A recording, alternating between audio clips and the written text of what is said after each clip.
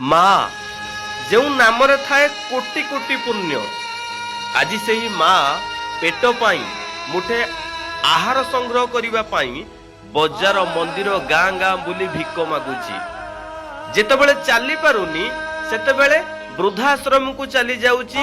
ବାକି ଜୀବନ ଭାବି ଭାବି ସଂସାରକୁ ତୁଚ୍ଛ ଭାବି ଜୀବନ ହାରିବା ପାଇଁ। ମାର ଛୋଟ ପେଟରେ 10 ମାସ ସନ୍ତାନ ପାଇଁ ଜାଗା ହେଉଥିଲା, କିନ୍ତୁ ସନ୍ତାନର ବିଶାଳକାୟ କୋଠାରେ ମା ପାଇଁ ଜାଗା ହୁଏନି। କି ଭୁଲ କରିଥିଲା ସିଏ? ପୁଅକୁ ଜନ୍ମ ଦେବା ଭୁଲ ନା ପୁଅକୁ ଗେଲ ଆଦର କରିବା ଭୁଲ? ଯୋଉ ମା 5 ବର୍ଷ କାଳ ପୁଅ ପାଇଁ ନିଜର ସବୁ ଇଚ୍ଛାକୁ ତ୍ୟାଗ କରିପାରୁଛି, ଆଜି ସେଇ ମା ବୃଦ୍ଧାଶ୍ରମରେ ପଡୁଛି।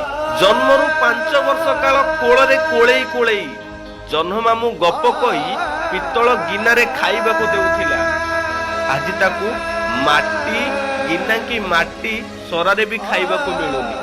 ସେହି ରାଗରେ ବୋଧେ ପୁଅ ମାକୁ ବୃଦ୍ଧାଶ୍ରମରେ ଛାଡୁଛି। କି ଭୁଲ କରିଥିଲା ସିଏ?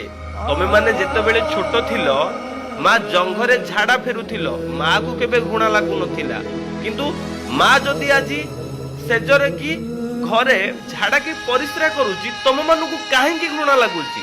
ଥରେ ଯଦି ଭାଇ ପଛ କଥା ମନେ ପକେଇବ ନା, ସବୁ କିଛି ଠିକ ହେଇଯିବ। ଥରେ ତ ଭାବନ୍ତୁ, ମା ବିନା ଏ ପୃଥିବୀ ଅନ୍ଧାର। ଯଦି ଭିଡିଓଟି ଭଲ ଲାଗେ ନିଶ୍ଚିତ କମେଣ୍ଟ ମାଧ୍ୟମରେ ମା ବୋଲି ଲେଖିବେ, କାରଣ ମା ହିଁ ଆମର ସବୁ କିଛି।